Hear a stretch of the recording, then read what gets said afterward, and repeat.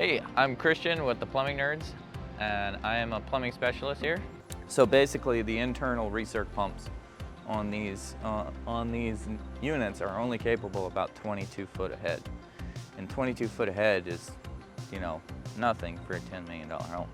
They were dying pretty much a year after original install. These pumps are 5 times as capable as the original. These pumps that we put in are capable of pushing an 80 to 100 foot. So a recirc pump is going to circulate the hot water through your house and make sure that every time you turn on the faucet, you automatically get hot water. Well, it's basically just a big loop. Think of it like at the very end of the run, we take a line and we bring it back, and we basically create this big loop that's circulating through the house.